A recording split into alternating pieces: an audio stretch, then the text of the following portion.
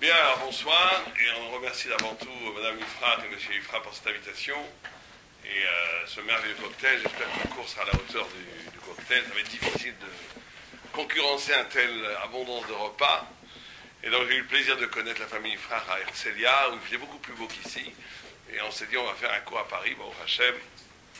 On va faire donc un cours. Alors il m'a dit, monsieur, je lui ai dit de quoi vous voulez qu'on parle? Il m'a dit le bonheur. J'ai dit, oh là là, le bonheur, c'est pas un sujet un peu universel. Je me dis pourquoi pas. Alors j'ai regardé un peu dans les textes sur le bonheur. Donc ce que j'ai découvert, je vais vous y faire part, j'ai découvert que dans les textes de la Torah, le bonheur est abordé à partir de 3 approches, qui sont bien sûr complémentaires, mais qui sont différentes, c'est-à-dire la notion du corps, la notion du cœur et la notion de l'esprit. C'est ça, plus ou moins les textes tournent autour de ces 3 niveaux. Il s'agirait, dans ces 3 rapports, au corps qui est vécu comme le rapport au désir, au plaisir, à la jouissance, qui serait facteur ou de bonheur ou au contraire de désordre qui enlève le bonheur. Aussi bien dans les sentiments du cœur, il y en a la même problématique, et dans l'esprit. Et que quelqu'un qui ne serait pas confronté à ces 3 dimensions, d'après la Torah, on parle bien entendu, passerait à côté du bonheur de vivre. Or, une chose qui est extraordinaire, c'est que le texte nous dit d'emblée que l'essence même du bonheur, d'après la Torah, serait simplement le fait d'être conscient de vivre. Et le Midrash dit que si on met quelqu'un, on va l'exécuter, on le met sur le peloton d'exécution, et on va tirer, il est sûr qu'il va mourir, et tout d'un coup, le général arrive, on dit « tu as été gracié », la personne serait énormément heureuse à ce moment-là, comme quelqu'un qui, Dieu préserve, a peur qu'il ait une grande maladie, il apprend, on a cru qu'il avait une maladie terrible, on lui dit non, t'as rien, c'est un moment de bonheur intense. Mais en réalité, avant et après, rien n'a changé, il a le même problème, le même déficit bancaire, le même problème avec sa femme lui fait toujours la même tête, ça n'a pas changé. Qu'est-ce qui a changé? Ce qui a changé, c'est qu'à ce moment-là, il prend conscience qu'il existe. Et donc le bonheur est défini comme une conscience, avant tout, de l'existence, et que le malheur serait le travail que l'existence fait quotidiennement de masquer la conscience que nous existons, qui donne la clé du bonheur. Mais ce masque-là, il prend 3 formes après les textes. 1, le corps, le désir. 2, le cœur, l'émotion. 3, l'esprit. Alors on va commencer un par un. Qu'est-ce que disent les textes dessus? Sur les désirs, il y a quelque chose un peu de contradictoire. Puisque d'un côté, le texte dit, le Talmud nous dit que le corps se caractérise, la vie du corps se caractérise essentiellement par une vie de l'heure. En quel sens? Où vivre de façon corporelle, c'est toujours créer des manques et de combler des manques. Le corps, c'est toujours faire des trous et remplir des trous. Comme le fumeur, il n'a pas envie de fumer, mais il crée un désir, un besoin, et après, il comble ce besoin en fumant. Mais en réalité, donc ce corps crée des besoins des fois complètement artificiels, et on passe son temps à créer, à remplir des trous qu'on s'est nous-mêmes créés. Cette existence-là, c'est le premier facteur d'un masque d'une vraie qualité de vivre. La Torah nous dit, attention, quand tu passes ta vie à créer des frustrations que tu cours après pour les combler, tu passes complètement à ton côté de ta vie. Et nous, en Israël, par exemple, quand on s'occupe de jeunes couples qui venaient dans les milieux religieux, très souvent les jeunes couples se marient après s'être rencontrés 2-3 fois, ou 4 fois, 5 fois, ils disent bon, ça marche très bien, mais au début, il peut y avoir des problèmes, il peut y avoir des disputes. Et quand on se renseigne pourquoi vous disputez, on ne comprend pas très bien. Et après, quand on approfondit, on comprend qu'en vérité, il y a, comme ils ne se connaissent pas beaucoup, il y a une sorte de vide. Donc ils créent une dispute, en vérité, avec inconsciemment la volonté de se réconcilier. Parce qu'ils vont trouver un lien en se réconciliant. Et c'est comme ça qu'ils bâtissent une relation. Très souvent dans les couples, la dispute n'est qu'un prétexte pour créer plus tard une réconciliation qui est le seul nœud. Alors c'est pas très bon. Des fois ça peut marcher, mais on ne peut pas en faire une école, une chita, on ne peut pas en faire une méthode. Il y en a qui sont encore plus pervers, ils se disputent avec leur femme pour aller dans le balcon parce qu'ils sont tellement énervés pour fumer la cigarette, c'est la meilleure. C'est-à-dire qu'ils essaient de combler un manque de frustration en créant la frustration. Ça, c'est le pire. Mais ça veut dire qu'on est dans un système où le corps crée des manques, des trous artificiels qu'on va combler de façon artificielle. Et on passe son temps, la civilisation publicitaire dans laquelle on vit, elle ne fait que ça. Elle suscite des désirs artificiels et on passe sa vie à travailler comme des fous pour les combler. Et ça, on est à côté complètement de la vie. Complètement à côté de la vie. Alors d'un autre côté, la Gemara nous dit que l'homme n'a été créé, en Adam Nivra, et là, lehenot miziv ashrina. L'homme n'a été créé en vérité que pour jouir de la lumière divine. On a déjà cette notion de plaisir, de jouissance dans l'essence même de l'existence. On n'est pas du tout dans une façon de voir où le bonheur est que intellectuel, que spirituel, que le corps est une tombe, qu'il faut refuser là. Pas du tout, parce que la Torah dit, il y a énormément de textes qui nous disent qu'au contraire, la jouissance physique, le plaisir de vivre, est essentiel à l'accomplissement de la personne. Alors comment on fait? D'un côté, on te dit, le corps crée une logique de frustration qu'on passe son temps à combler, donc si quelqu'un vit dans le désir, il va s'enterrer lui-même.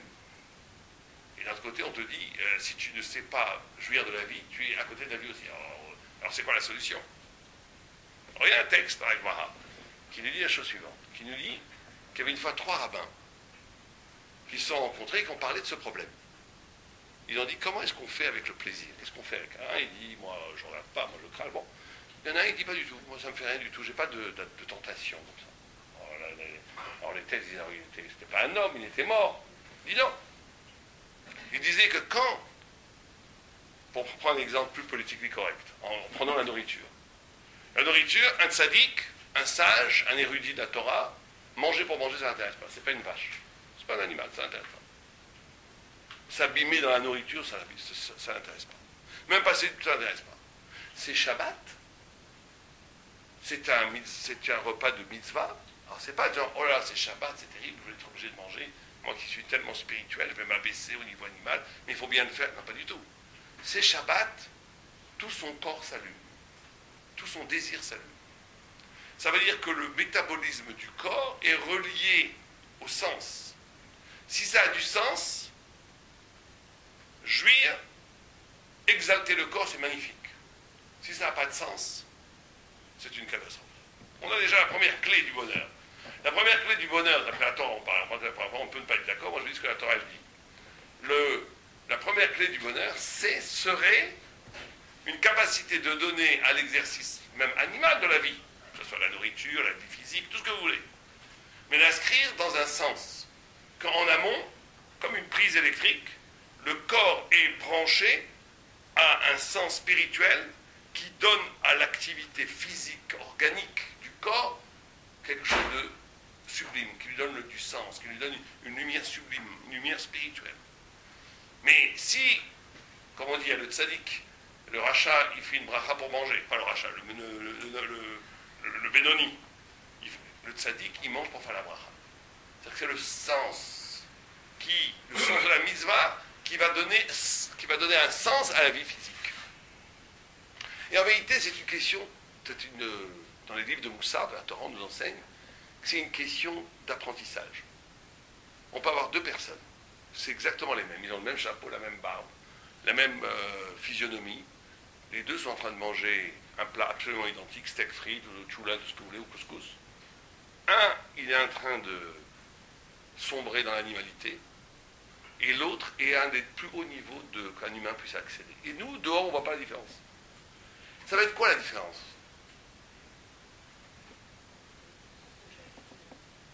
Ça va être la conscience. La conscience. Quelle conscience? La conscience, si quelqu'un...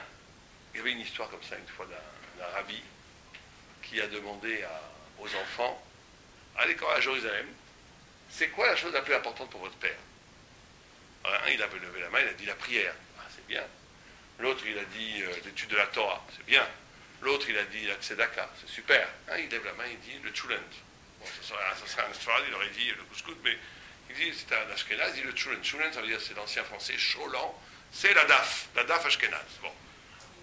Il le regarde comme ça, il lui dit, il voit que c'est le fils d'un très grand Rosh Yeshiva, d'un grand rab de Jérusalem. fiche de moi. Ton père, on le connaît, c'est un tzaddik, qu'est-ce que tu racontes? Il croit, il va même pour le disputer. C'est un insolent. Mais il voit que l'enfant est complètement innocent. Il dit, mais pourquoi tu dis ça? Mais il dit très simple, mon père, quand il étudie la Torah, je peux le déranger. Quand il prie, je peux le déranger. Quand il mange le tchoulan, c'est sacré. Personne n'a le droit de lui parler. Derrière, regarde, dans l'éducation, les enfants, ils ne comprennent pas le baratin. Ils voient comment on vit. L'enseignement passe, pas par les grands discours édifiants. L'enseignement, il passe comment on vit. C'est ça qui passe. Il n'y a que ça qui passe. Et donc, ce pauvre homme, qui était sûrement un homme très bien, le Rosh Yeshiva,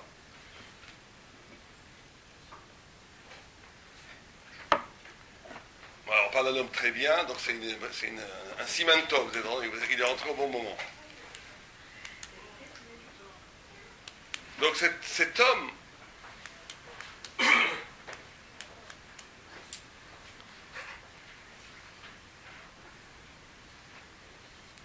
était sûrement un homme très bien. Simplement, il avait besoin, comme très, très souvent des gens, quand après, c'est très dur d'être Rosh Yeshiva, de s'occuper des cours, de s'occuper... Il avait besoin, quand il rentrait de chez lui, de s'oublier, de s'effondrer dans la nourriture. Mais à ce moment-là, très souvent, j'ai des amis qui vont, par exemple, comme moi, ils viennent en France pour donner des cours, chercher de l'argent pour les écoles. Ils me disent, quand j'arrive là à l'hôtel, je m'effondre, c'est une catastrophe, je m'effondre devant la télévision, alors que c'est des gens qui ne voient jamais la télévision. Pourquoi? Parce qu'ils disent, la pression est tellement grande, j'ai besoin de m'effondrer. Mais ça, c'est un retour à l'animalité. C'est-à-dire qu'à un moment donné, le corps s'abandonne. Si on mange comme ça, le désir est une destruction spirituelle. Le deuxième personne qui mange le même steak frites, s'il a comme une conscience quand il mange, il dit, mais qui me donne cette nourriture? C'est juste une conscience. Qui me donne cette nourriture? Cette nourriture, c'est l'énergie vitale qui me donne la vie. Si je suis capable de transformer cette énergie vitale, ça vient de Dieu. Et comme ça vient de Dieu, comme un nourrisson qui tète le sein de sa mère est complètement en fusion avec sa mère, un tzaddik, quand il mange, il a la conscience que ça vient de Dieu, le met en fusion avec Dieu, il est dans un niveau les plus hauts, peut-être plus même que la prière. C'est pour ça que les rabbis chassidiques, ils faisaient ce qu'on appelait des tiches. Tiches en yiddish, ça veut dire la table, où ils mangeaient. Moi, j'avais vu des tiches magnifiques, un qui s'appelait le rabbi de l'Elov, qui mangeait, il faisait le kidouche, ça prenait 20 minutes. Avant de manger la première journée, ça prenait 10 minutes, il était en transe quand il mangeait. Et tous les gens autour de lui dansaient. C'était exceptionnel, c'était un spectacle, un des plus beaux spectacles que j'ai jamais vu. Et là, j'étais, juste pour raconter une petite histoire, c'était il y a 20 ans. J'étais avec un ami qui avait très religieux, qui commençait à ne plus être religieux intérieurement et qui n'avait pas prié. Et ce rabbi, en plein milieu, je l'ai vu de mes propres yeux, en plein milieu de la tiche, en mangeant, il s'arrête et il dit à mon ami, Daven, on dit, ça vient, prie. Il avait vu sur le visage de l'autre, qui avait l'air d'un religieux autant que les autres, qu'il n'avait pas prié. C'est-à-dire qu'il était arrivé à des niveaux de clairvoyance extraordinaires. Alors qu'il mangeait. Et donc ça va dépendre d'une conscience. Et c'est un travail sur soi. Un travail sur soi de ne pas se jeter sur la nourriture. C'est pas que la nourriture, c'est tout plaisir physique, toute activité physique. D'être capable d'avoir un rapport de dignité où je donne sens à l'activité physique, c'est ça qui différencie un animal d'un homme quand même, c'est ça. Je donne sens à l'activité physique et je lui donne un sens spirituel.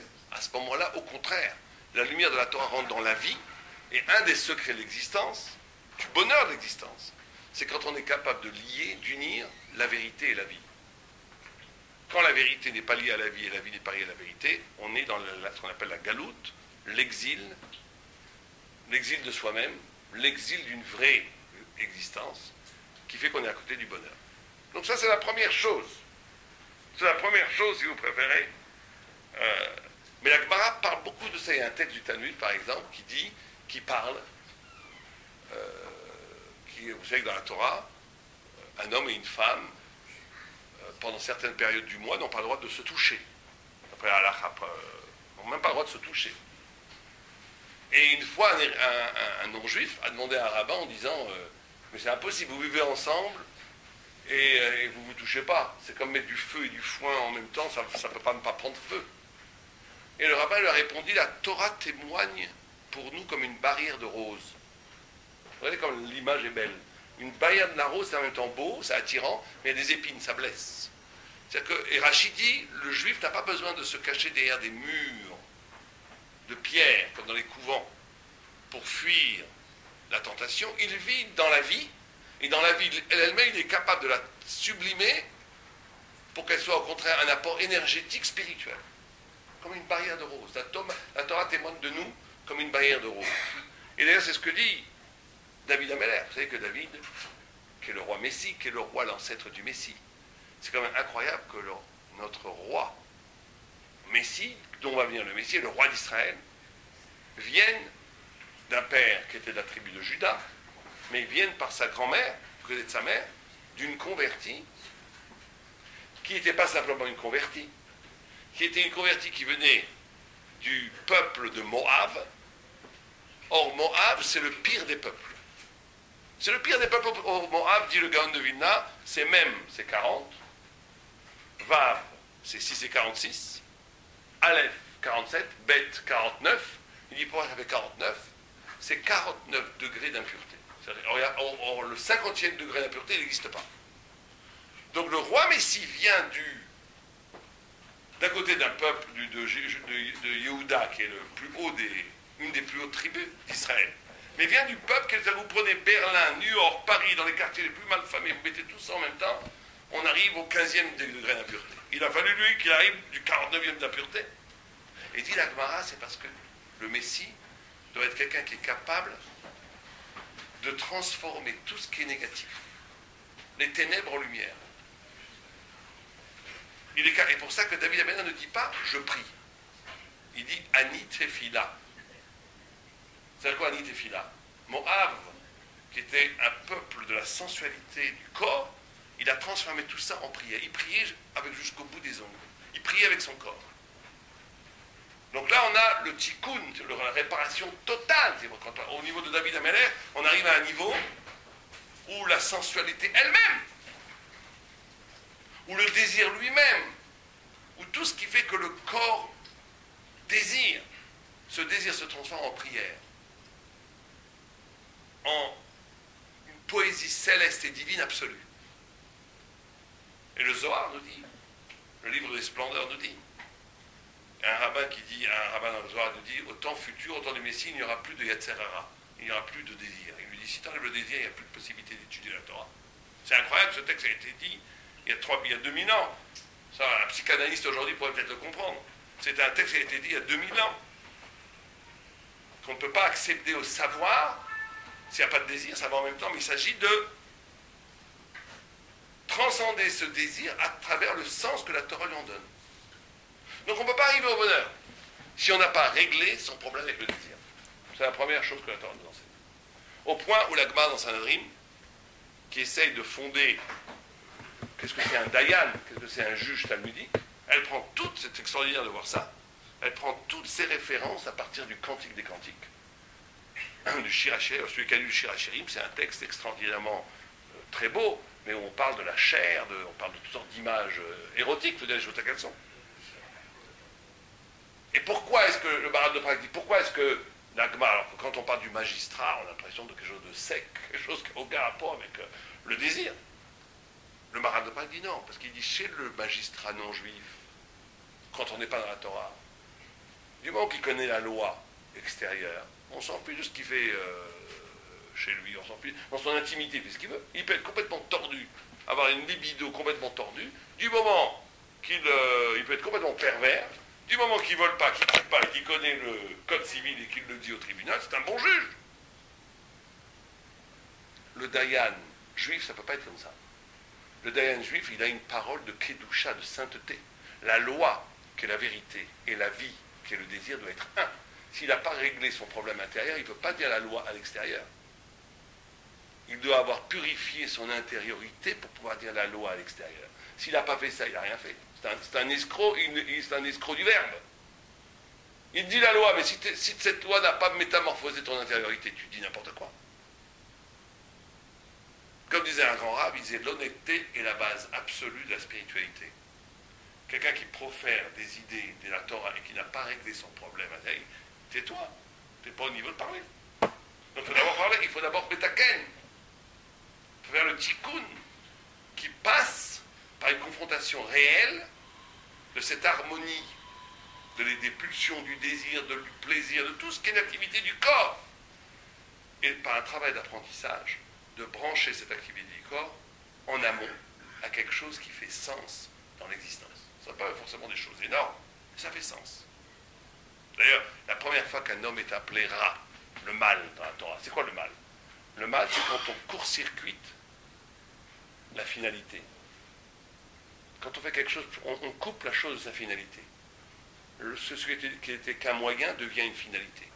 Qui est le premier qui s'appelle Er dans la Torah? Er, Ain Resh, c'est l'anagramme, c'est les mêmes lettres que quoi?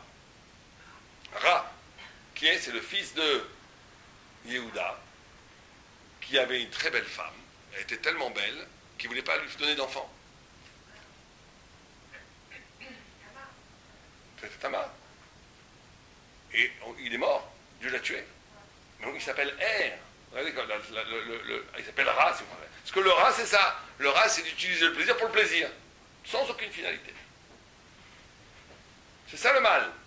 Quand quelqu'un passe son temps dans la vie à vouloir vivre des expériences de jouissance sans que ça ait aucun sens, il est dans le mal. C'est tout, il est dans le mal. Ah, il fait du mal à personne, il n'a jamais tué personne, il ne vole personne, il veut juste s'éclater. Ben oui, mais tu es une boule de mal pour la Torah. Pourquoi? Parce que tu passes ton temps comme une pâte à modeler, à faire une expérience détruire, que tu ne construis rien. Dans la Torah, Gadol, Katan, qui veut dire petit, ça a pour racine étymologique Katoua. Katoua, ça veut dire coupé.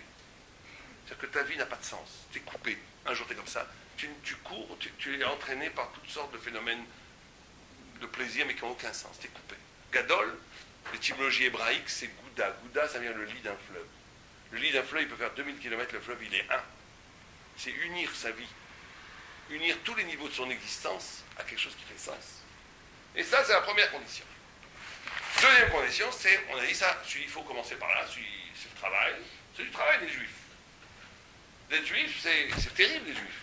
Parce que la Torah nous demande des trucs, il faut être Superman en vérité.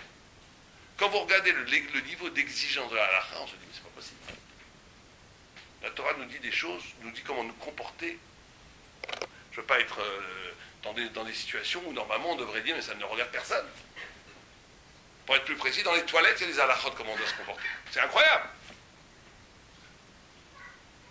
La Torah demande aux Juifs un niveau d'exigence exceptionnel, parce que Dieu nous aime tellement, plus qu'on aime quelqu'un, plus on exige de lui. Et Dieu aime le peuple d'Israël, donc il lui demande d'arriver au niveau des anges. Vous savez que c'est dur, mais ça demande un travail. Celui qui a renoncé au travail, il a renoncé à sa sublimité. Il a renoncé à sa part de lumière. Des fois, il y en a qui ne savent même pas de quoi vous leur parlez. Écoutez, moi, laissez-moi tranquille. Je mange mon steak et tout, je tue personne, ça y est. Bon, bah d'accord. Il a complètement enterré en lui la sublimité juive qui est en lui. Le deuxième niveau, c'est la notion d'émotion. Et là, c'est plus compliqué. Beaucoup plus compliqué. Parce que là, il s'agit d'une harmonie intérieure. L'émotion, si vous préférez, elle passe. Vous savez qu'il y a une grande discussion entre Maïmonide et Nachmanide. Est-ce que Dieu a tout fait dans le monde? Est-ce que Dieu fait tout? Bon, je prends ce stylo, je vais le lâcher, il va tomber. On est d'accord? Il tombe. Est-ce que ce mouvement est fait par Dieu? C'est pas Archimède. Archimède, c'est la pression sur l'eau. C'est autre chose. Ça, c'est la loi de la pesanteur. C'est Newton, ça. Mais bon, vous êtes trompé de 2000 ans, mais c'est pas grave. Donc si on prend ça et on le lâche, ça tombe. Qui c'est qui attire ce stylo vers le bas? La pomme qui est tombée sur Newton, c'est comme ça qu'il a compris l'attraction universelle, la loi de la pesanteur. Donc d'où ça vient ça? C'est Dieu qui le fait ou c'est une loi de la nature? Qu'est-ce que vous dites, vous?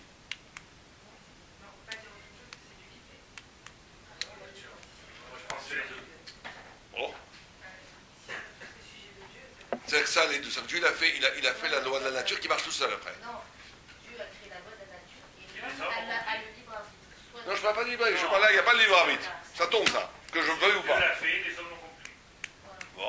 Alors, vous pouvez dire ce que vous voulez, puisque c'est une discussion entre Maïmonide et Nachmanide.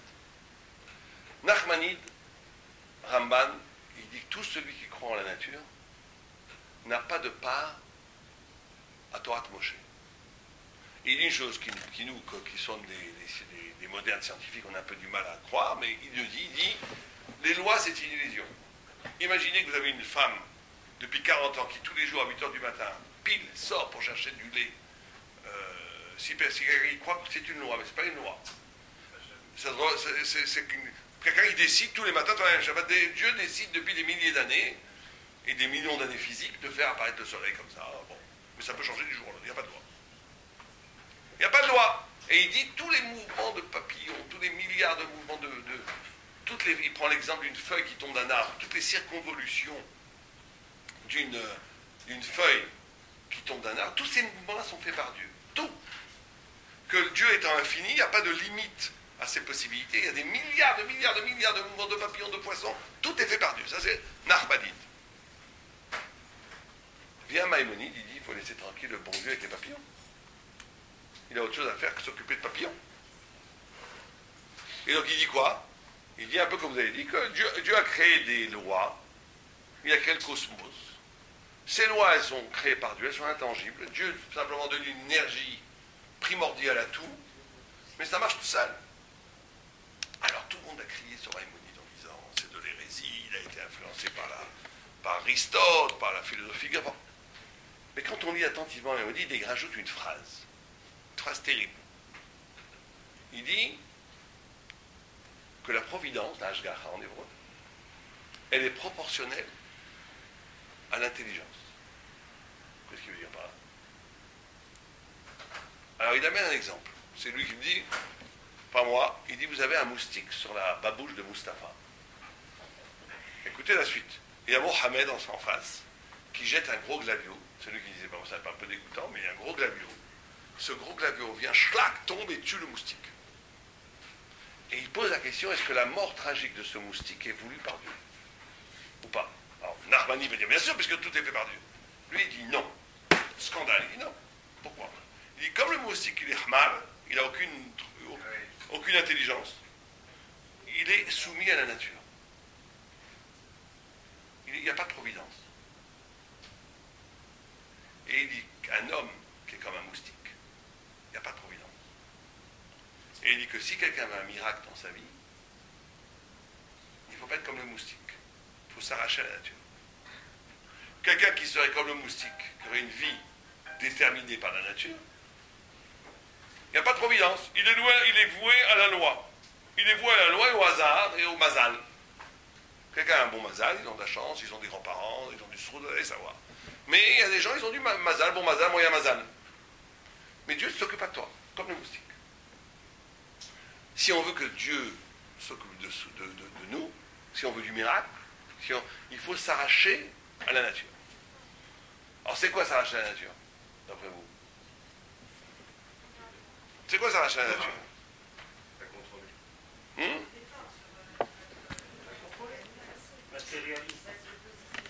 Matérialiste et s'arracher à la nature? Ça suffit? Je suis pas sûr. On peut avoir des très bonnes idées, mais être complètement... Non, moi je pense se positionner par rapport à toutes ces circonstances. Soyons plus simples. Je dis, c'est quoi s'arracher de la nature, après vous? S'arracher à sa nature. Non, lâcher la matière pour la spiritualité. Comment on fait ça? Alors, dit Rav Miller, pardon, il dit une chose extraordinaire. Il dit, s'arracher de la nature, c'est très simple. C'est de ne pas être réactif. Ça veut dire quoi? Ça veut dire, un chien, vous le frappez, il vous mord. Vous le caressez, vous lui donnez un sucre, il vous lèche. Si vous êtes dans une logique donnant-donnant, regardez, essayez dans le métro, souriez à quelqu'un. Souriez à quelqu'un, il va vous sourire. Faites-lui la tête, il va vous faire la tête. C'est comme ça. C'est que l'animalité chez l'homme, il est réactif. Moi je me rappelle, j'avais fait un cours en Israël sur la colère, combien c'était pas bien la colère et tout. Tout un cours d'1 heure sur la colère. Et en sortant du cours, je rentrais à Jérusalem, une voiture me fait presque une queue de poisson, il a failli m'envoyer dans le ravin, et je le klaxonne, tout d'un coup, en m'énervant, je me dis, mais tu viens de faire un cours pendant 1 heure. Et après j'ai dit, mais c'est le corps, l'habitude, le biologique est très fort. On est déterminé par tout ça. C'est ça la nature. La nature, c'est d'être déterminé par des forces physiques, biologiques, organiques, sociologiques, psychologiques. tous les hicks qui sont les cortèges du Satan. Tous les hicks, psychologiques, sociologiques, économiques, tout ce que vous voulez. Tout ce qui modèle l'homme de l'extérieur de son essence de l'âme. C'est ça la nature. Alors vous allez bien, alors comment on casse avec ça? Alors c'est très simple. Comment on casse avec ça? Et ça c'est la notion de l'harmonie émotionnelle. C'est qu'on est capable de faire quelque chose, pas pour nous. Par exemple, vous êtes très fatigué, vous avez passé une journée terrible, votre femme vous a fait la tête, le patron vous a pratiquement envoyé, il y a la banque vous a appelé, vous avez un découvert, tout ce que vous voulez.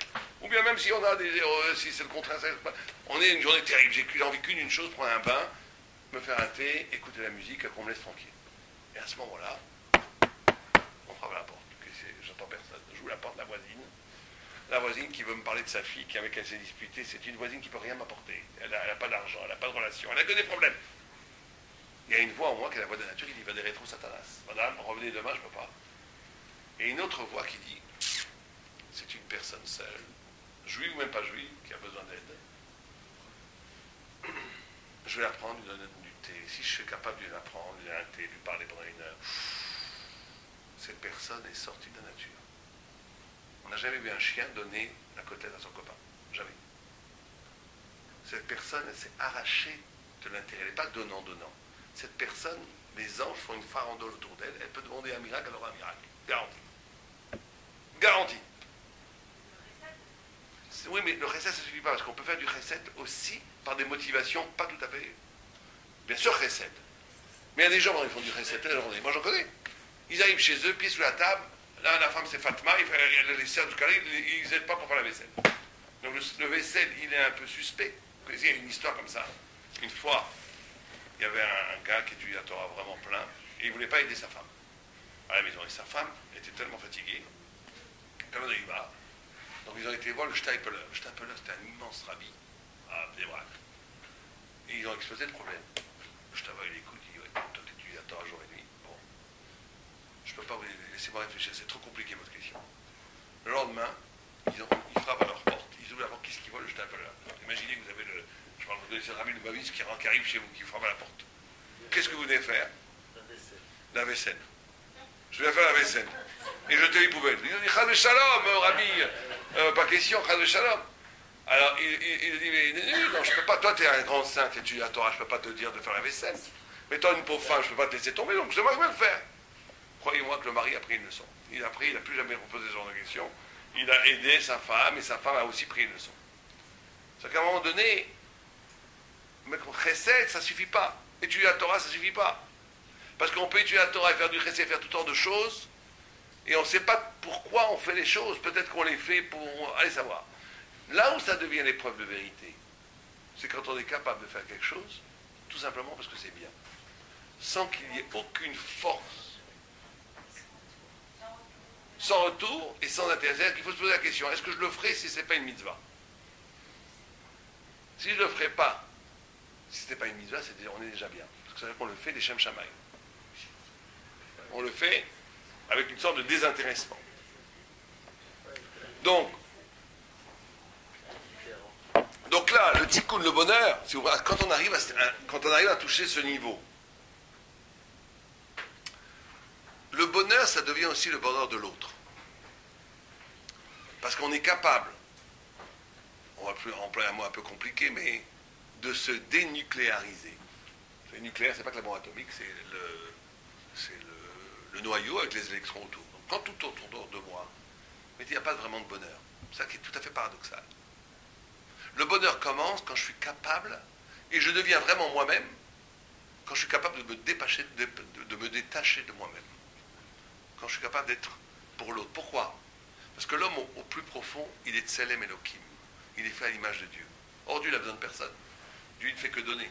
Donc quand la personne donne, quand elle s'oublie un peu, elle se dessaisit de son intérêt. Elle goûte au plaisir de faire plaisir aux autres. Elle goûte au bonheur de faire plaisir aux autres. Elle goûte au plaisir de s'inscrire dans une émotion que je fais la chose que je dois faire qui me dépasse. Pas pour mon intérêt, pas donnant. Il touche à une intensité d'existence infiniment plus grande que la personne qui amasse que pour lui. Il y avait quelqu'un qui disait il y a des pauvres riches et des riches pauvres. Il y a des riches qui sont pauvres. Pourquoi? Parce qu'ils ne savent pas jouir de leur argent, parce qu'ils ne savent pas comment faire. Ils sont dans la crispation, ils ont peur de le perdre. Donc ils ne savent pas y vivre. Et il y a des pauvres qui sont riches, qui sont là, surtout là pour. Ils aiment faire plaisir, ils aiment offrir. Ils sont beaucoup plus heureux, les pauvres riches, que les riches pauvres. Et donc l'idée du bonheur, ça c'est un bonheur, déjà un deuxième degré de bonheur. Après ce dont on a parlé de l'exaltation de la jouissance physique, il y a l'exaltation de l'émotion du cœur. Et vous savez que ces trois niveaux renvoient à trois niveaux dans l'homme, puisqu'on a la neshama, qui est par rapport à la pensée, on a le roi, qui est par rapport au cœur, et on a le nefesh, qui est par rapport au corps, au acte, parole, pensée, âme, éternité, émotion, énergie spirituelle qui donne au corps. Ces trois sont... Chaque homme a ces trois dimensions. Il y a des gens qui sont plus l'un que l'autre.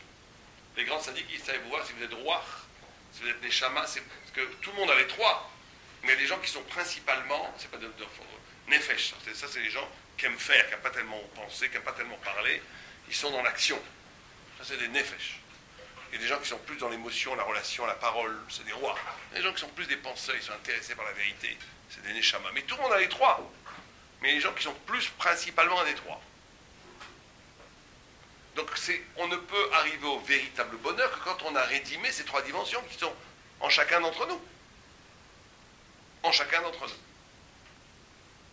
Et donc, ici, ça demande un dessaisissement de soi pour retrouver une autre forme de soi-même qui est ouverte,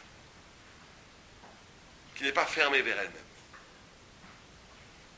Et ça, on arrive à un bonheur extraordinaire. Une fois, il y avait le Rav Shach qui était avec un homme très riche. Et comment était l'histoire? Ouais. Et il lui a dit, il a vu cet appartement de Rav Shach, tous les Gdolim, comme Rav Shteman, Rav Ovadia Yosef, ils ont des appartements, c'est incroyable. Moi, j'ai été les voir. Il n'y a rien. Il y a une table, une chaise, des livres. Et un jour, cet homme riche, qui était un tzaddik, qui donnait beaucoup d'argent à Yeshiva, il lui a dit, j'ai vu ton Olam Haba. C'est extraordinaire, cette pureté, ce dépouillement. Il dit, t'as pas vu mon Olam Haba, t'as vu mon Olam Hazé. Il n'y a pas de plus grand bonheur de vivre comme je vis. Je vis beaucoup plus heureux que toi, avec ta piscine, tes trois piscines et ton golf. Parce que l'étude de la Torah, comme je vis, c'est une vie incroyablement, c'est un bonheur exceptionnel. Et Rav Shach a pu dire ça. Il n'avait pas peur de dire ça à quelqu'un qui était... Et donc le troisième niveau après, bien sûr, c'est la vie d'esprit. Et ça, c'est très important, très très important, surtout aujourd'hui, où avec la rapidité, le business, le travail, les gens oublient de s'intéresser à la vérité. Or, ce qui fait qu'un homme est homme, c'est justement, vous savez qu'il y a une sorte, une faute d'orthographe dans la Torah. Puisque Vayatser, c'est qu'avec un seul yud. Or, quand Vayatser Adam, il y a deux yud. Dans l'homme, il y a deux yud. Après, il y a deux yud, il y a toutes sortes d'interprétations, que l'homme serait double, il serait le mal, le bien, le haut, le bas, l'homme, la femme. Mais Rachid dit que ces deux yud renvoient à une double dimension dans l'homme, la notion du kafoul, la notion du double, où l'homme, il a une vie. À chaque instant, il peut avoir un niveau de vie complètement terrestre, mais qui a un écho infini, un écho éternel. C'est ce qu'on appelle Olam Hazé, Olam Haba, le monde du futur et le monde d'ici. Mais ces deux mondes-là ne sont pas deux mondes complètement séparés. Au point où Moïse était arrivé à un tel niveau de sainteté, un tel niveau où chaque moment où il vivait ici avait une double résonance, une résonance dans ce monde-ci, avec tout ce que ça... C'était pas du tout une négation. C'est ça l'originalité de la spiritualité juive. C'est que la spiritualité ne nie pas la vie. Elle illumine la vie. Et Moshe Rabbeinu, il était arrivé à un tel niveau de Kedusha, de sainteté, que quand son heure est arrivée pour mourir, il avait 120 ans. Dieu a dit à l'ange de la mort, va chercher l'âme de Moïse. Et Moïse, il avait le bâton avec lequel il ouvert la mer Rouge. Il a vu l'ange de la mort, schlac, il a frappé, caï, il a monté, il a dit, je ne peux rien faire. Je ne peux pas l'approcher, il n'y a pas de faille. Alors, Dieu lui dit, mais parle à son âme, qu'elle monte, parce que là-haut, il y a le paradis, sera beaucoup mieux qu'en bas. Et donc il redescend, il a peur de Moïse, parce que Moïse est intouchable. Il est plus fort que l'ange de la mort. Alors il dit à l'âme, viens, là-haut, c'est la lumière infinie. Elle dit, le Midrash nous dit, mais dans Moïse, j'ai la lumière infinie, j'ai pas besoin d'aller là-haut, je vais très bien où je suis. Parce que Moïse est arrivé à un niveau de double, à un niveau de vérité, où il n'y a plus de différence entre le monde d'en haut et le monde d'en bas. Tout est un. Parce que tout est double. C'est en même temps, un moment, un grand. Je ne sais pas si tout le monde a pu peut-être toucher un peu à ça. Où quelqu'un vit un moment, ça arrive des moments dans des grands moments de bonheur, quand on marie ses enfants, ou à son propre mariage, ou des gens qui ont vécu des expériences, où un moment, c'est en même temps un moment tout à fait vivant, réel, mais c'est en même temps un moment qu'on n'oubliera jamais, parce que c'est un moment d'éternité. C'est les deux en même temps. Et bien Moïse, il vivait ça tout le temps. Tout le temps. Alors Dieu, il est descendu lui-même faire le baiser à Moïse et pour prendre l'âme vers le haut. Personne ne pouvait le tuer. Personne ne pouvait le toucher. Personne ne pouvait l'approcher. Et l'âme elle-même ne voulait pas quitter le corps. Là, on arrive à un niveau très important où il faut avoir la notion de soif de vérité. Quelqu'un qui n'est pas intéressé par la vérité, quelqu'un qui n'est pas intéressé par l'étude, par la compréhension, c'est quelqu'un qui est mort. Quelqu'un qui n'est pas intéressé par l'idée, c'est quelqu'un qui, en tous les cas, son niveau de neshama est mort. Le questionnement. Le questionnement, la curiosité, le fait que je veux comprendre ce que la Torah dit, que la vérité dit, ou pas que la Torah dit, mais il faut comprendre. Et ça, c'est fondamental, parce que vous savez, là, on est à un niveau où le vrai bonheur, si on donnait une définition de la joie, alors là, on a un texte tout à fait incroyable. Parce qu'il y a écrit, vous savez que quand Dieu donne les tables de la loi, il y a écrit Charout à la Louchot. Charout, ça veut dire gravé. Gravé sur les tables de la loi. La Gemara dit, qu'est-ce que ça veut dire Charout? Elle dit, Ashtikra Charout, et là, Cherout. Cherout, liberté, liberté dans la joie. En quoi la Torah, c'est la liberté? Les dix commandements, c'est la vérité. Tu ne tueras point, tu ne voleras point. Bon, c'est très beau, c'est tout ce que vous voulez, mais ce n'est pas la liberté. La loi, c'est pas antinomique de dire loi et liberté en même temps. On a vu, une loi, c'est pas la liberté. En quoi c'est la liberté? En quoi c'est la liberté?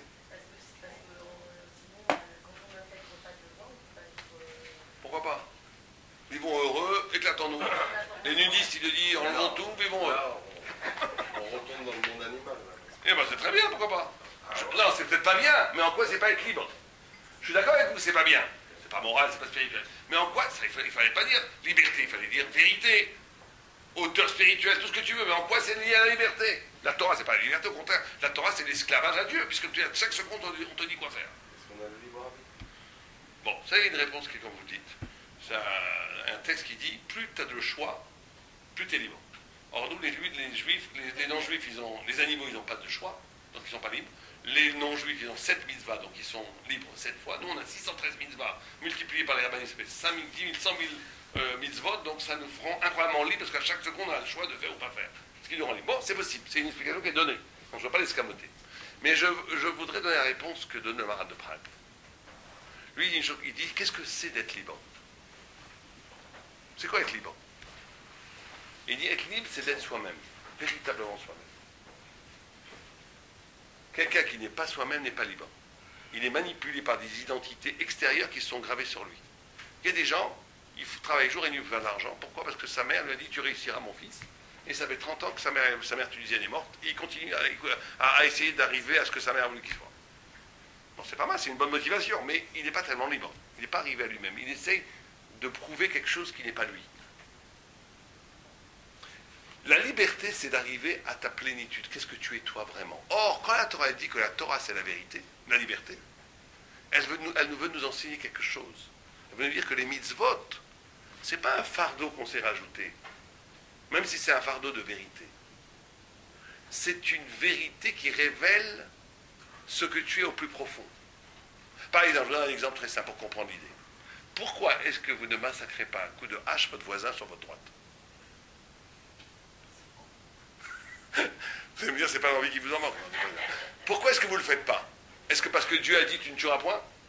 Ou parce que vous êtes arrivé à un niveau spirituel, il faut espérer que tout le monde l'ait accès parce que c'est quand même un niveau élémentaire, où tuer serait ma propre destruction. Je suis constitué par l'otirtsar, par tu ne tueras point. Mon humanité refuse que je tue l'autre. Je suis moi-même, tu ne tueras point. Si je tue un enfant, je préfère mourir. Je ne peux pas tuer un enfant. C'est contre mon essence. Parce qu'on comprend, nous, sur tu ne tueras point. Le tzaddik, il le comprend pour toutes les mitzvot. Il ne peut pas vivre sans les filets, il ne peut pas vivre sans Shabbat, il ne peut pas vivre sans... C'est une partie de son essence. Parce que la Torah, et c'est ça le plus haut niveau du bonheur, c'est que quelqu'un qui ferait la Torah parce qu'il est obligé de le faire, c'est bien, mais il ne sera jamais heureux. Parce que être heureux, être dans le bonheur, c'est de comprendre que tu vis ta vie. Si tu comprends que tu peux avoir tout l'argent du monde, tu peux avoir tout ce que tu veux, tu auras peut-être le contentement, mais tu n'auras jamais le bonheur. Le bonheur, même si ta vie est un peu tordue, un peu difficile, mais c'est ma vie. Tu es heureux. Quand tu sens que tu fais pour pourquoi tu as été créé, que tu fais une vie pourquoi tu as été créé, que tu ne vis pas à côté du sens de ta vie. Tu vis dans le sens de pourquoi tu as été créé. C'est ça le bonheur. Or la Torah nous dit, un juif, il a été créé pour la Torah. Voilà, on peut être d'accord, pas d'accord, mais je vous dis ce que dit la Torah. Donc comme le juif, s'il ne fait pas la Torah, il ne pourra jamais être heureux, jamais. Parce qu'il sera à côté de lui-même. Parce que la mitzvot, ce n'est pas un surrajout. Les mitzvot, c'est en même temps la parole de Dieu infini, et c'est en même temps la révélation intime de l'essence de chacun d'entre nous. Et c'est ça le plus grand bonheur. Parce que si on n'est que nous-mêmes, comme vous savez, les gens de la psychologie qui disent l'épanouissement personnel, ça mène que des dépressions. Ça. Pourquoi? Parce que l'épanouissement personnel, à un moment donné, la chair est triste. Le bout de moi-même, c'est quoi? C'est rien. Pas très intéressant. D'un autre côté, si on n'est que dans l'infini spirituel, on essaye d'imiter, de s'accrocher à une parole de Dieu qui ne me parle pas, c'est aucun rapport avec moi, eh ben, c'est un fardeau. Mais quand on arrive au point de jonction, où l'infini de la parole de Dieu, l'infini poétique spirituel du message divin, correspond à quelque chose qui correspond à mon essence, c'est l'illumination du bonheur. Il n'y a pas de plus grand bonheur que ça. C'est pour ça que quand on étudie la Torah, et qu'on comprend des textes, et qu'on dit un sfara, on dit une idée pour expliquer le texte, qui est en même temps mon idée, mais qui est en même temps une explication de la parole de Dieu. Il n'y a pas de plus grand bonheur au monde que ça. Il n'y en a pas.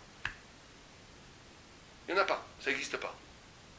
Parce qu'on est en même temps dans un instant où c'est en même temps moi, mais moi traduit dans l'éternité, dans l'infini, dans la vérité.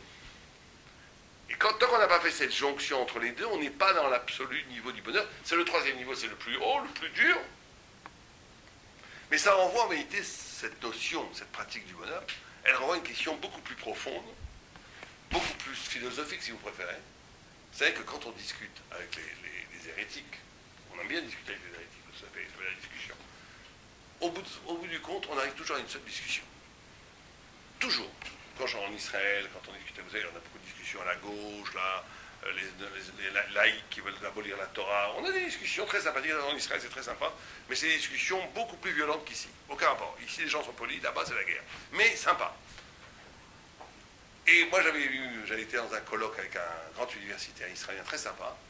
C'est très rigolo parce qu'il y avait il y avait un prêtre qui était à ma droite, qui était lui de mon côté. Mais moi, j'aimais pas du tout ça. Et tout d'un coup, on est devenu très... Moi et le juif, on a eu une sorte de complicité. On voyait comment la notion du juif était dépassée même les idées. Mais bon, on a compris qu'on est arrivé à un seul point en vérité de discussion. La discussion, c'est qu'est-ce qui est avant. Tout le monde est d'accord qu'il y a de l'esprit, et tout le monde est d'accord qu'il y a de la matière. Tout le monde est d'accord. Tout le monde est d'accord que l'homme n'est pas que matière. Et tout le monde est d'accord qu'il y a de la matière dans l'homme. Mais la grande discussion, la vraie discussion, sophite, c'est qu'est-ce qui est avant? Vous savez qu'aujourd'hui, les scientifiques qui pensent qu'au début, il y avait une sorte de boule, d'une énergie infinie, dans un tout petit point infinimal, ce qu'on appelle le Big Bang, qui était de l'énergie pure, qui s'est dilatée. En se dilatant, il s'est refroidi. Ces premiers refroidissements ont fait la première matière. Cette matière a fait créer une loi de la gravitation universelle, qui ont créé les premières galaxies, etc. Les molécules, les premiers atomes ont fait des molécules, les molécules ont fait du minéral, le minéral ont fait du végétal on fait de l'animal. L'animal, à un moment donné, une sorte de singe-homme s'est levé, a levé la tête, il a commencé à parler, à comprendre. À la fin, on arrive à la parole, aux idées, et au bout de la pyramide, on arrive à Dieu. dans ce système, tout à l'origine est matière.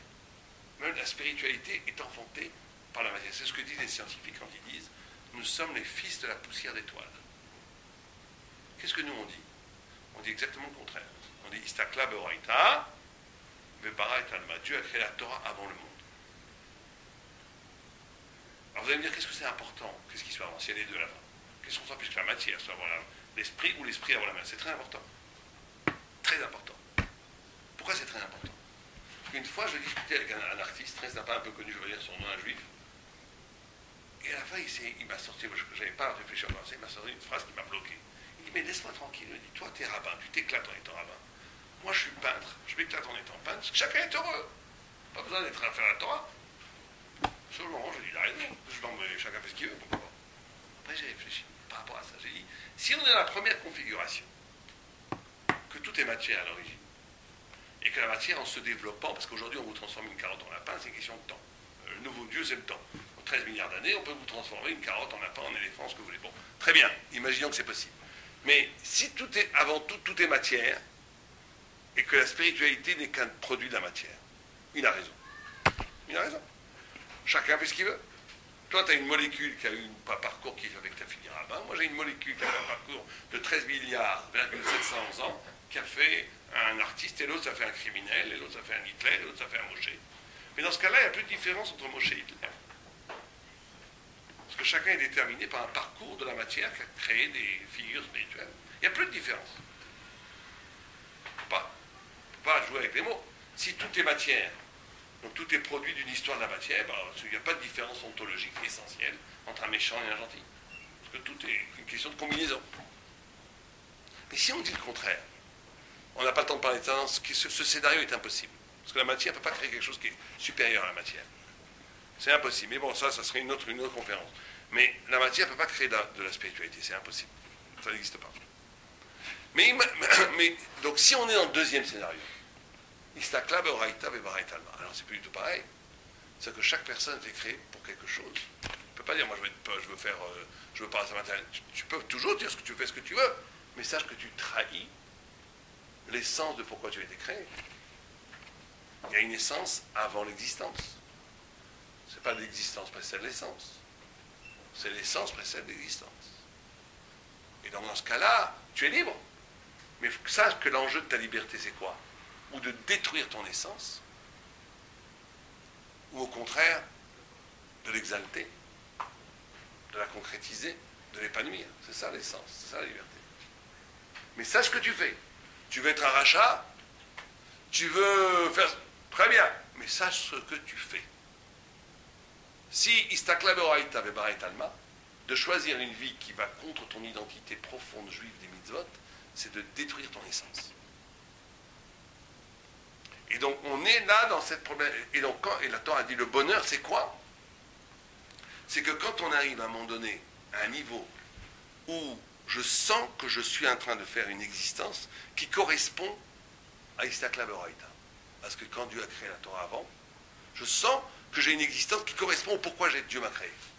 Là, on arrive dans le vrai bonheur. Et c'est vrai qu'on y arrive très souvent par l'étude de la Torah, par la prière, par des exercices spirituels. On ne peut pas y arriver comme ça par une pensée. Ça demande un travail initiatique, mais qui fait qu'on arrive à des niveaux de bonheur inimaginables quand on reste dans le monde de la matière. Et il y a cette notion, vous savez qu'il y a une histoire il n'y a pas longtemps extraordinaire de lien, de correspondance entre la vie. Il y avait une fois un homme qui avait une balafre, comme ça, terrible. Un jeune homme. Et c'est dans les milieux religieux, encore une fois, comment est-ce qu'on se marie? On ne va pas draguer dans les boîtes de nuit. Donc comment on se marie? Donc les familles se renseignent.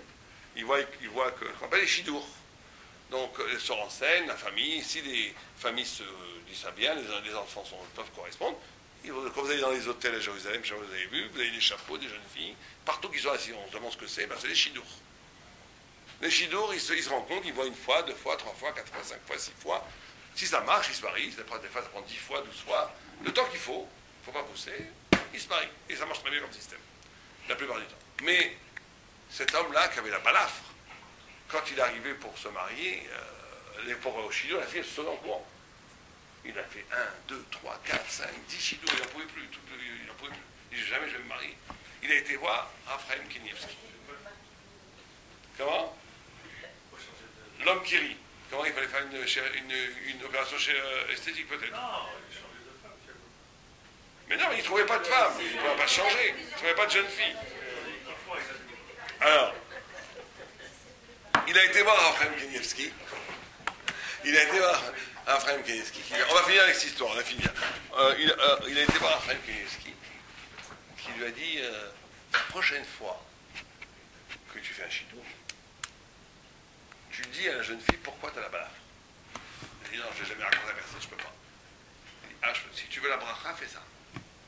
Tu veux la bracha, la prochaine fois que tu... Ça c'est une histoire qu'on m'a racontée, qui s'est passée il y a 5 ans, j'étais à côté de Berlin.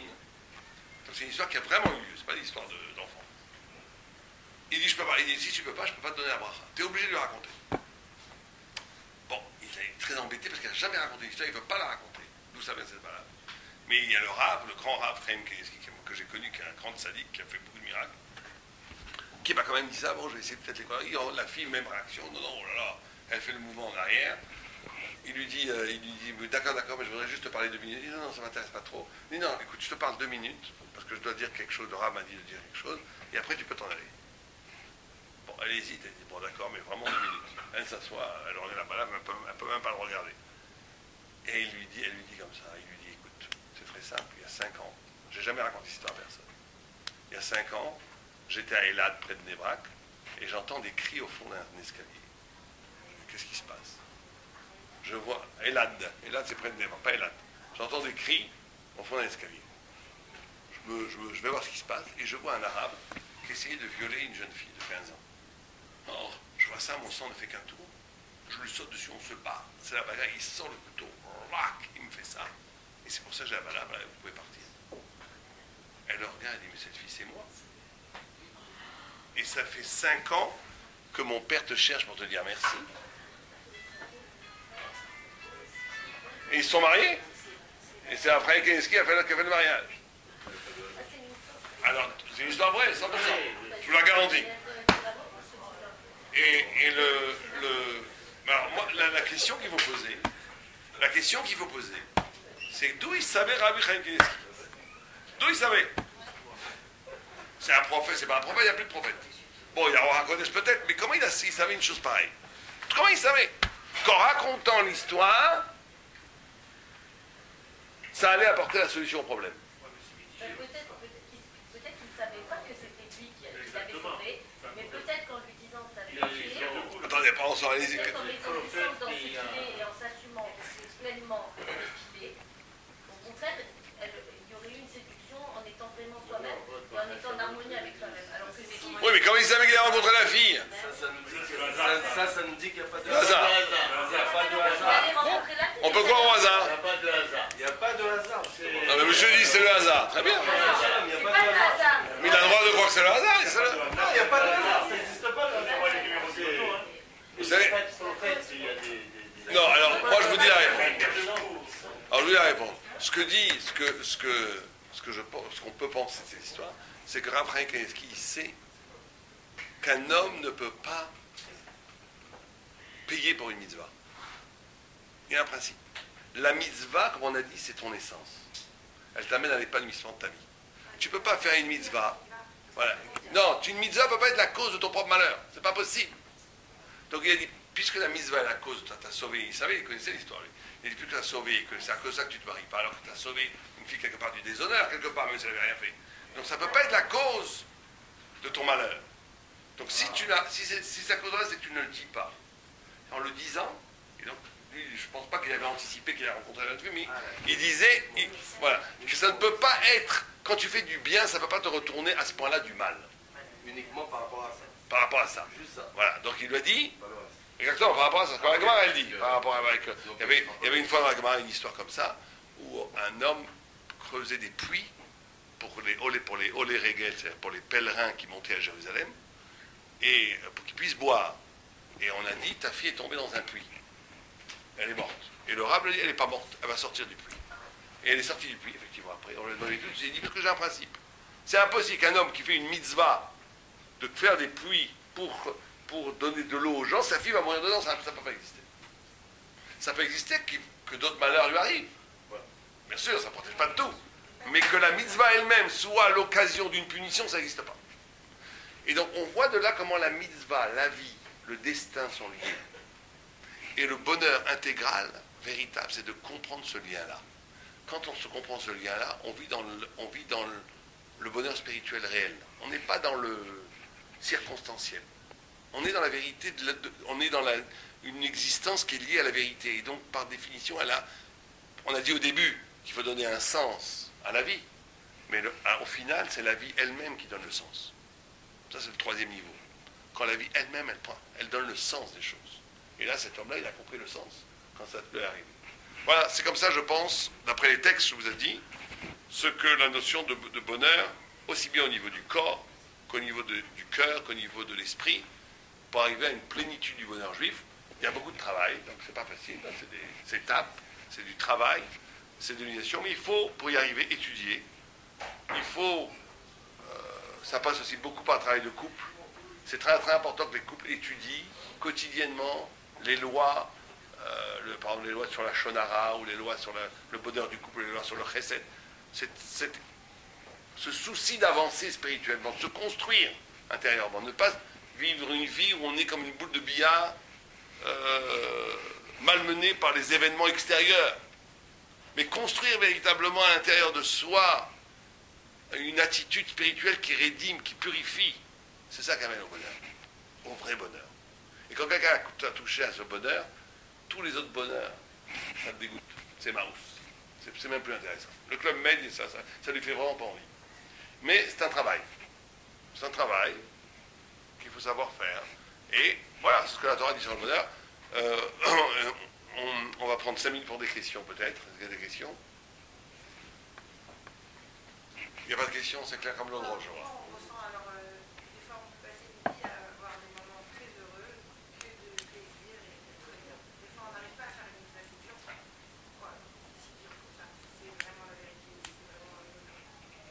C'est dur parce que de toute façon, le bonheur et le fait que ça soit dur et le bonheur, ça va ensemble. Parce que très souvent, le bonheur vient avec le sentiment d'avoir accompli quelque chose qui était difficile à accomplir. Si on n'est pas dans un effort, on ne peut pas avoir de bonheur. On peut avoir du contentement, du kiff. Mais le kiff, c'est pas le bonheur. Mais on ne peut pas être dans un bonheur constant. Les grands sadiques, ils ont un bonheur constant. Constant. Au point où on a demandé au rabbi. C'est pas des moments le bonheur. Non, pas des moments intenses. c'est constant, c'est une conscience. On a dit, on a posé. Constant. Alors après, qu'est-ce qu'il y a au-dessus alors? Non, il y a des niveaux dans la Simcha. Il y a des niveaux. Ah voilà, il y a des niveaux. Mais il est toujours en bonheur. Au point où on a posé la question à Rabbi Kotz, on lui a dit, mais comment tu veux que je sois? Il y a écrit, Léolam, la vod Hashem Besimcha. Toujours être dans la joie. Comment tu veux que je sois dans la joie de Shabbat? Il dit, sois dans la joie de pleurer. Et j'avais vu un comédien, il m'a dit, c'est extraordinaire ce que tu dis, parce que les grands comédiens, ils vont vraiment pleurer. Mais ils ont un bonheur intérieur de pleurer. Bon, ça, c'est dans la comédie. Donc, ils arrivent à avoir cette excitation. Tu pleures sur le temple, vraiment. Mais tu es heureux de comprendre que tu puisses pleurer pour le temple. Il n'y a pas la simpra, la simpra, on a dit, c'est la conscience d'exister, la conscience de toucher au sens. Alors cette conscience-là, elle peut être même dans le malheur. Oui, parce que dans le malheur, On ressent des fois ça. plus fort. Ouais, parce qu'on ressent l'existence. Ouais. Il y a encore des questions ou pas? Oui. Ah, ça c'est un autre sujet, là, il y a. Les choses sur l'ego. Qu'ici, il y a beaucoup de choses qui flattent notre ego et c'est pour ça qu'on n'arrive pas des fois à partir. Je ne sais pas, vous avez fait un rapport entre l'ego. C'est possible, je ne sais pas. Mais ça, il faut voir chaque cas après, pour monter en Israël, c'est particulier. Mais en Israël, vous avez plein de bons vins maintenant. Hein. Il y a tout ce qu'il faut en Israël. Oui, j'habite à Jérusalem. Alors je prends juste une minute avec la malédiction de M. Ifra. Juste, je ne veux pas vous embêter avec ça, mais juste on fait ça, je le fais, parce que j'ai aussi une école à Jérusalem de 26 élèves à plein temps et de 24 élèves à plein temps et 26 élèves le vendredi. Non, 24 à plein temps et 26 le vendredi après-midi pour aider les gens pour Shabbat. C'est pas les mêmes. Bon, c'est 24 élèves qui étudient à plein temps et 26 le vendredi après-midi. C'est ce qu'on appelle un kollel. Ce qu'on appelle un kollel, ça s'appelle le kollel Elisha. Et c'est une école exceptionnelle où les gens étudient de façon fabuleuse. C'est des gens très très haut niveau d'études. On a créé ce kollel il y a à peu près 3 ans. Au début, il était au Hachem financé par un homme très très riche, qui nous a donc financé pendant 2 ans sans qu'on ait besoin de trouver quoi que ce soit. Au bout de 2 ans, il a considéré qu'on devait voler de propres ailes. Donc le kollel continue, il y a eu des miracles, on a trouvé des financements ailleurs. Tout celui qui veut aider pour le kollel, c'est une très grande mitzvah. C'est un kollel fabuleux, vous pouvez venir le visiter à Jérusalem, à Rehov Rida Bet-Vegan. Il y a des serfas ici, Madame Gandus, qui est la secrétaire de l'association ici, qui aide le kollel. Et là, voilà, donc chacun fait ce qu'il veut, ce qu'il peut, il n'y a pas du tout d'obligation, je ne voulais pas vous mettre mal à ça, mais on est obligé aujourd'hui, dans la mesure où on doit trouver des financements, de solliciter les personnes qui veulent, ceux qui veulent, il y a une possibilité de prendre une journée pour du kollel et faire la prière pour un proche disparu, ou bien pour la santé ou pour la parnassa, ou prendre un avrer à mois, ou prendre un avrer à l'année. Chacun peut faire ce qu'il veut, de 0 à Ensof. Ça sera une grande mitzvah, et c'est un argent très pur, qui est utilisé purement pour la Torah. Et on a vu énormément de miracles. Ce kollel peut continuer à exister. Moi, quand le jour où la personne qui a financé exclusivement le kollel a arrêté, j'étais persuadé que c'était la fin du kollel. Je dis, je ne pourrais jamais trouver ces sommes-là. Et j'ai été voir justement après Chaim Kanievski et d'autres Rav Shteman, qui m'ont dit, t'en fais pas, ton kollel ne peut pas mourir. Et ça s'est exactement passé comme ça.